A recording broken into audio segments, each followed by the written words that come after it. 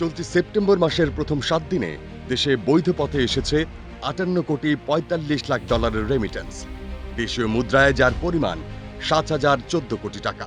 সম্প্রতি কেন্দ্রীয় ব্যাংকের প্রকাশিত সর্বশেষ হালনাগাদ প্রতিবেদন থেকে এই তথ্য জানা গেছে।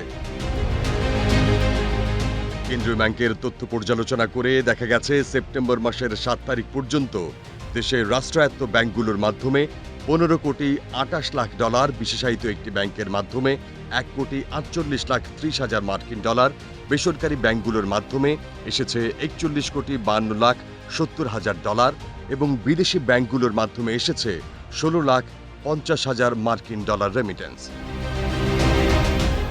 এর আগে গত আগস্ট মাসে দেশে প্রবাসী আয় বা রেমিটেন্স এসেছিল 222 কোটি মার্কিন ডলার, দেশীয় মুদ্রায় যার পরিমাণ 26,656 কোটি টাকা।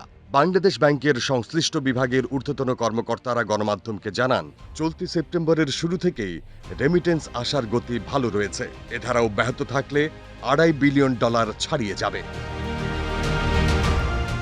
রেমিটেন্স বেশি আসার পেছনে সচেতনতা কাজ করছে উল্লেখ করে তিনি জানান, প্রবাসীদের কাছে পৌঁছানো আর ডলারের দর বৃদ্ধিতে হুন্ডি থেকে মুখ ফিরিয়ে নিচ্ছেন তারা। এতে বাড়ছে রেমিটেন্স আসার প্রবাহ।